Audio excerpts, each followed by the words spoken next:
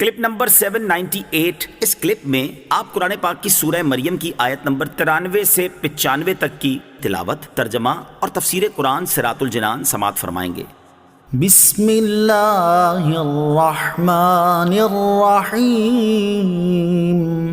ترجمہ، اللہ کے نام سے شروع جو نہایت مہربان رحمت والا ہے۔ ان کل من فی السماوات والارض الا آتی الرحمن عبدا۔ ترجمہ، آسمانوں اور زمین میں جتنے ہیں سب رحمان کے حضور بندے ہو کر حاضر ہوں گے۔ ان کل من فی السماوات والارض، آسمانوں اور زمین میں جتنے ہیں۔ یہ آیت مبارکہ اللہ تعالیٰ کے علاوہ دیگر بناوٹی معبودوں کی نفی کی دلیل بھی بن سکتی ہے، اور اس بات کی بھی دلیل بن سکتی ہے کہ اللہ تعالیٰ اولاد سے پاک ہے۔ پہلی صورت میں اس آیت کا معنی یہ ہوگا کہ کفار زمین پر جن لوگوں کو اور آسمان پر جن فرشتوں کو اپنا معبود مانتے ہیں، وہ سب تو اللہ تعالیٰ کی بارگاہ میں اپنے بندے ہونے کا اقرار کرتے ہیں اور اللہ تعالیٰ کی اطاعت و فرما برداری کرتے اور صرف اسے ہی سجدہ کرتے ہیں، تو پھر وہ معبود کس طرح ہو سکتے ہیں؟ دوسری صورت میں اس آیت کا معنی یہ ہوگا کہ قیامت کے دن تمام جن و انس اور فرشتے نیز کفار زمین پر جن لوگوں کو اور آسمان پر جن فرشتوں کو اللہ تعالیٰ کی اولاد بتاتے ہیں، وہ سب اللہ تعالیٰ کا بندہ ہونے کا اقرار کرتے ہوئے اس کی بارگاہ میں حاضر ہوں گے۔ اور یہ بات واضح ہے کہ جو کسی کا بندہ ہوتا ہے وہ اس کی اولاد نہیں ہوتا، اور جو اولاد ہو وہ اس کا بندہ نہیں ہوتا، کیونکہ بندہ ہونا اور اولاد ہونا دونوں جمع ہو ہی نہیں سکتے۔ نیز کوئی اپنی اولاد کا مالک نہیں ہوتا، جبکہ اللہ تعالیٰ تو ہر چیز کا مالک ہے، اور جو خود اللہ تعالیٰ کی ملکیت میں ہے تو وہ اس کی اولاد ہرگز نہیں ہو سکتا۔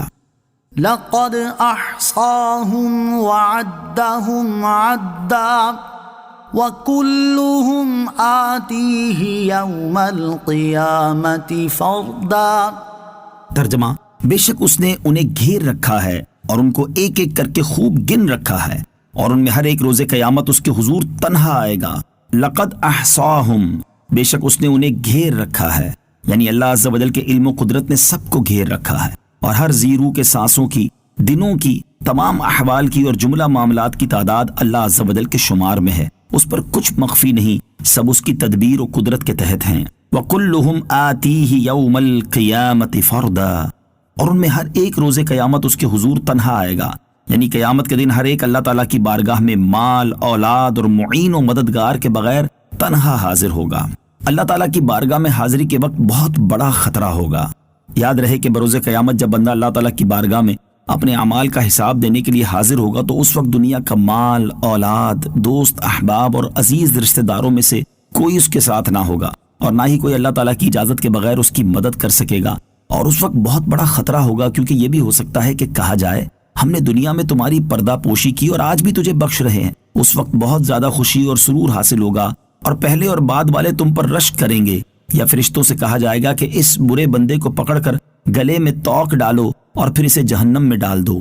اس وقت تو اتنی بڑی مصیبت میں مبتلا ہوگا کہ اگر آسمان و زمین تجھ پر روئیں تو انہیں مناسب ہے۔ نیز تجھے اس بات پر بہت زیادہ حسرت ہوگی کہ تم نے اللہ عز و جل کی عبادت اور فرما برداری میں کوتاہی کی، اور تم نے کمینی دنیا کے لیے اپنی آخرت بیچ ڈالی، اور اب تیرے پاس کچھ نہیں۔ ہم ہیں ان کے، وہ ہیں تیرے، تو ہوئے ہم تیرے، اس سے بڑھ کر تیری سمت اور وسیلہ کیا ہے؟ ان کی امت میں بنایا، انہیں رحمت بھیجا، یوں نہ فرما کہ تیرا رحم میں دعویٰ کیا ہے۔ صدقہ پیارے